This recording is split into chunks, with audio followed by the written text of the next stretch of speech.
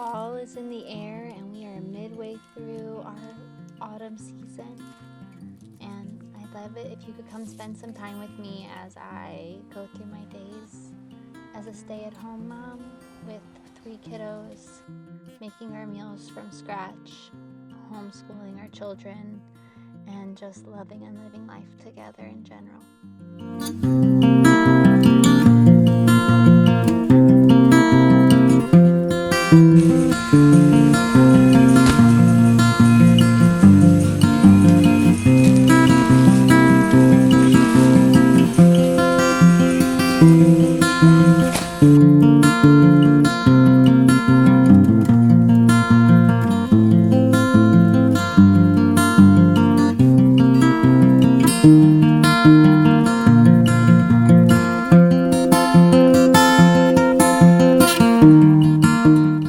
Come along with me as I get ready to make a fire in our fire pit to enjoy with my children while we read our books out loud.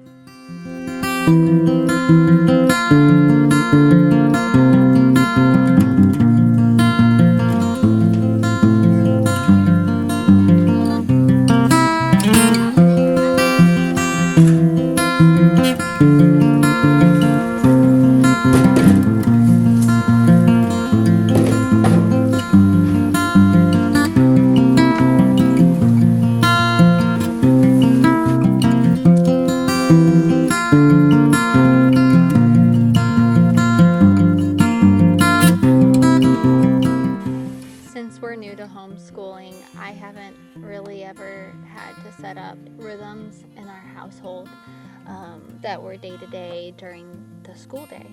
That's always been the job of my children's school program, and so as being a novice to this situation, I'm trying to find out what our new rhythms are, and for us it has been having a daily fire that we get to enjoy together.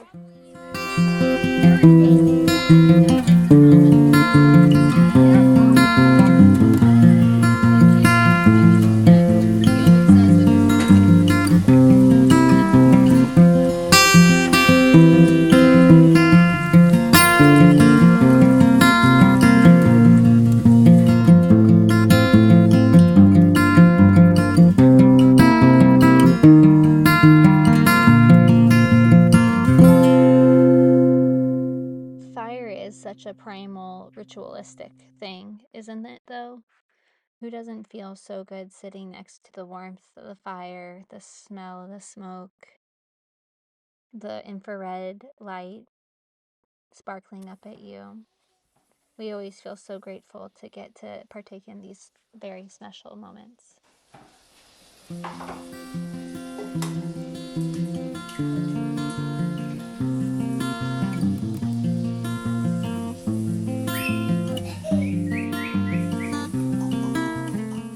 On the menu today is sushi, vegetarian sushi.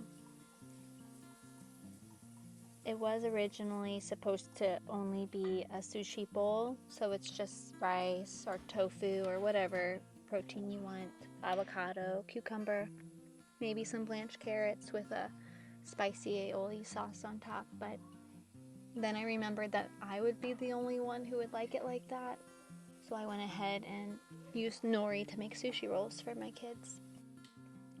Right now I'm making homemade mayonnaise, and it is so simple. It is 1 egg, 1 cup of avocado oil, a small squirt of Dijon mustard, about a tablespoon of lemon juice, and a pinch of salt. And I just use my immersion blender and whip it up, and then it lasts in my refrigerator for 2 weeks. So this will be the base of our spicy aioli, which will just be mayonnaise, sriracha, and a little bit of salt. If you have a little rice vinegar, you can add it to that mixture as well, to the spicy aioli mixture, but I don't have any, so we'll just keep it simple today.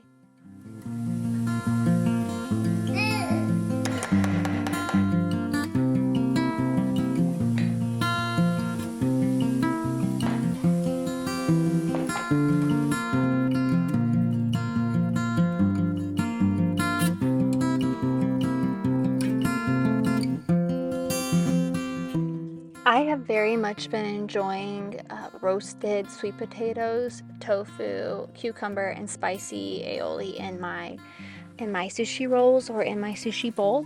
And so right now I'm just really quickly chopping up sweet potatoes, adding oil, salt, and then roasting it at 425 in the oven. I'm using a dark baking sheet, so it'll go much quicker on these baking sheets. But for my kiddos, well, for my oldest, I'll do tofu, carrots, cucumber, avocado on hers. And for my son, literally, he just wants tofu. So we just keep it simple for him.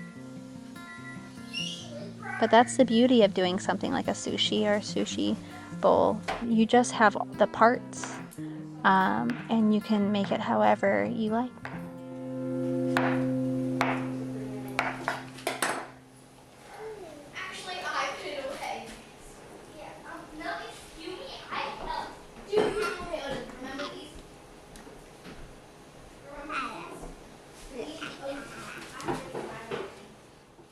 If you're new to making tofu, right now what I'm doing is a quick method of making cooked tofu. I took the block of tofu and cut it into 8 pieces. And then I'm patting them dry because they're just full of liquid.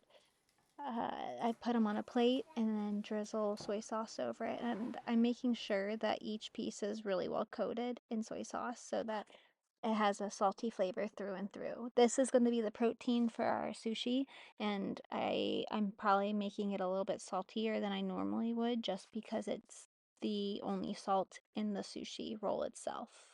So right now I'm just shallow pan frying it. I don't even know if you can call this a shallow fry. It's very, very shallow if so.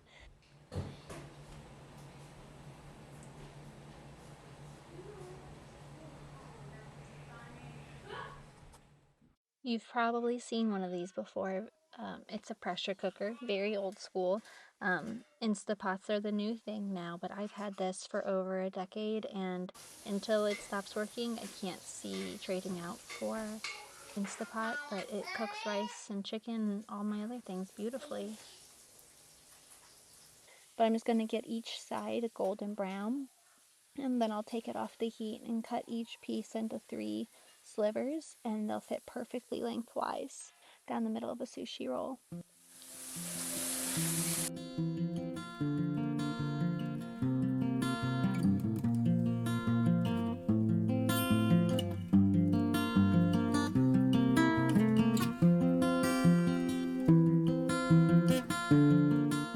Preparing all the fixings for sushi is similar to when you're making a soup and you're gonna want all the ingredients to cook at a similar time. You are also going to want all the ingredients you're putting inside your sushi to be a similar size. That way, nothing's really competing.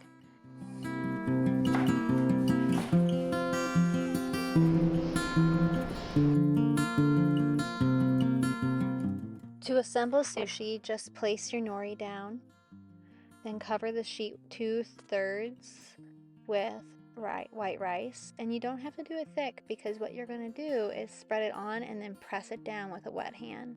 You can see in the top of the screen there's a small bowl of water, and that is for me to get my hand wet so rice doesn't stick to it, and so that once I finish rolling the sushi roll up, I'll use it as a type of adhesive for the end of the sushi roll to stick to itself.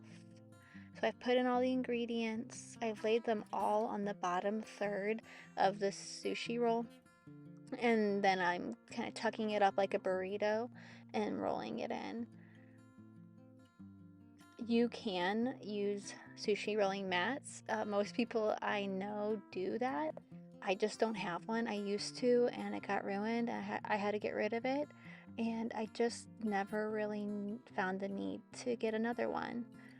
I am definitely of the make use with what you have camp and only buy it if you really need it.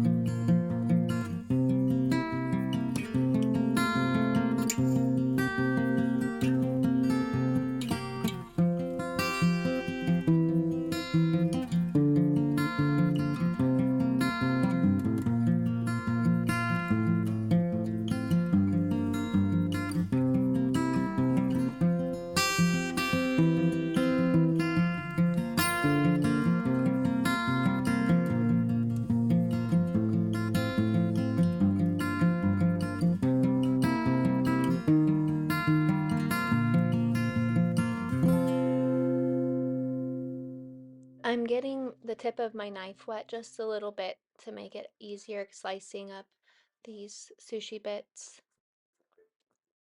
You'll see there is a difference from the left to the right. There's my son's sushi, which is just tofu, my sushi, which has all the stuff in it, and my daughter's sushi on the right, which was very simple. Serving it with soy sauce and wasabi, and it is just so delicious.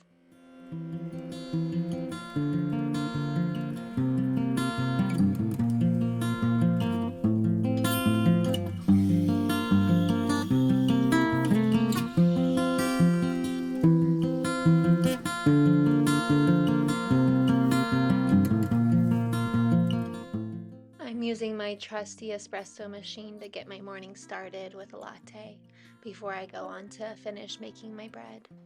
I made up the bread dough yesterday and it's been fermenting in my refrigerator all night.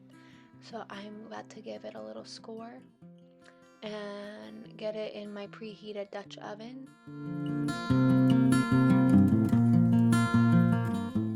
Making sourdough and especially doing the design on top with the score, it really has become my creative outlet since I've had my baby. I am a knitter and a natural dyer and a yarn spinner and have always put my hands to craft since I was a child. And to be in this time of postpartum, which has been a beautiful time, there isn't a lot of extra time for sitting without a baby in my hands. So my knitting has gone to the side, definitely my spinning, my natural dyeing. It's all been put to the side for now, and I'm definitely finding creative outlet here.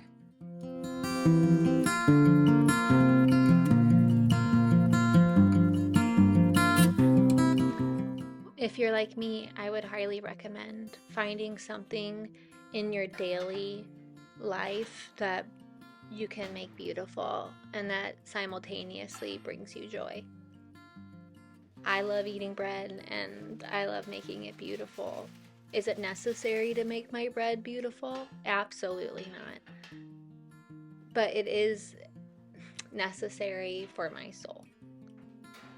So find your thing. If it's setting the table beautifully or having fun picking out your own outfits in the morning to give you a little more joy for your day as you move through your household, I say, what's the harm? Do it for you.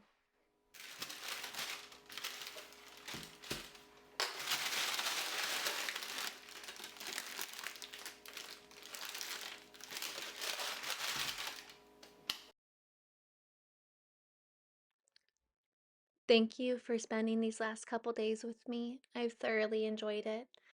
And please like and subscribe this channel. Thank you so much and have a lovely week.